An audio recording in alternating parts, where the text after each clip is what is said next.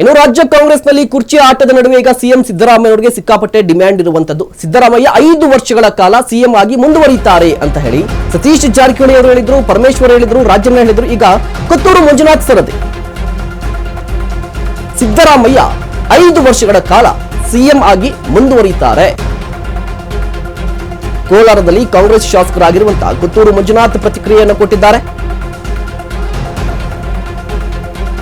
CM Siddaramaiah ತುಂಬಾ active ಆಗಿ ಕೆಲಸ ಮಾಡ್ತಿದ್ದಾರೆ. 2028ರಲ್ಲೂ ಸಿದ್ದರಾಮಯ್ಯ ನಾಯಕತ್ವದಲ್ಲೇ ಚುನಾವಣೆ ನಡೆಯಲಿ. ಕೋಲಾರದಲ್ಲಿ ಕಾಂಗ್ರೆಸ್ ಶಾಸಕರಾಗಿರುವಂತಹ ಕೊತ್ತೂರು ಮಂಜುನಾಥ್ ಅವರ ಹೇಳಿಕೆ ಇದೆ. ಕೆಪಿಸಿಸಿ ಅಧ್ಯಕ್ಷರಾಗಿದ್ದಾರೆ.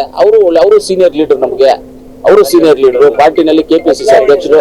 ಬದಲಾವಣೆ ಪ್ರಶ್ನೆ ಏನು ಇಲ್ಲ ಸರ್. ಬದಲಾವಣೆ ನೀವು ಹೇಳ್ತಾರೆ, ಟಿವಿಗಳಲ್ಲಿ ಹೇಳ್ತಾ ಇರೋದು ಅಷ್ಟೇ ಸರ್. ನಮ್ಮಲ್ಲಿ ಎಲ್ಲೂ ಬದಲಾವಣೆ ಇಲ್ಲ ಸರ್. ಇದು ಪಕ್ಷ ಬೇರೆ ಗೌರ್ಮೆಂಟ್ ಬೇರೆ. ಇಲ್ಲ, ಪಕ್ಷ ಬೇರೆ ಗೌರ್ಮೆಂಟ್ ಬೇರೆ ಸರ್. ಪಕ್ಷ ಬೇರೆ ಗೌರ್ಮೆಂಟ್ ಬೇರೆ. ಗೌರ್ಮೆಂಟ್ ಅಲ್ಲಿ ಮಂತ್ರಿ ಆಗಿದ್ದಾರೆ, ಪಕ್ಷದಲ್ಲಿ ಅಧ್ಯಕ್ಷರಾಗಿದ್ದಾರೆ. ಯಾಕೆ ಇರಬಾರ್ದೇನೋ? ಎಕ್ಸೆಪ್ಷನಲ್ ಕೇಸ್ ಕೆಲವು ಸರಿ ಇರ್ತದೆ ಬಿಡಿ ಸರ್. ಇಲ್ಲ, ಎಕ್ಸೆಪ್ಷನಲ್ ಕೇಸ್ ಅಂತಾನಲ್ಲ, ಪಕ್ಷ ಬೇರೆ ಗೌರ್ಮೆಂಟ್ ಸರ್. ದೊಡ್ಡವರು ವಿಚಾರ ಸರ್, ನಮ್ಗೆ ಯಾಕೆ ಬೇಕು? ಖರ್ಗೆ ಸಾಹೇಬ್ರು ಹೇಳಿದ್ದಾರೆ ಅಂದ್ರೆ ಅವ್ರ ಮಾತಕ್ಕೆ ನಾವೆಲ್ಲ ವಿರುದ್ಧವಾಗಿ ಹೇಳಂಗಿಲ್ಲ. ನಮ್ಮ ಅಧ್ಯಕ್ಷರು ಅವ್ರು ಏನ್ ಹೇಳ್ತಾರೆ ತೀರ್ಮಾನ ಅದೇ ತೀರ್ಮಾನ.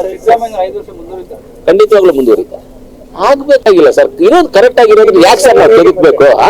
ಇಲ್ಲ, ನನ್ಗೇನ್ ನಾನು ಅವತ್ತೇ ಒಂದ್ ದಿವಸ ಹೇಳಿದ್ರೆ, ನಾನು ಯಾರ ಮನೆ ಬಾಗಿಲಿಗೆ ಹೋಗೋದಿಲ್ಲ, ಯಾರನ್ನೂ ಕೇಳೋದಿಲ್ಲ.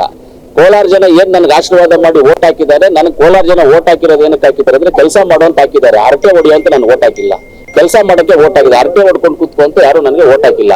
ಆ ಕೆಲಸ ಮಾಡಕ್ ನಾನು ಸಿದ್ಧವಾಗಿದ್ದೀನಿ. ನಾವು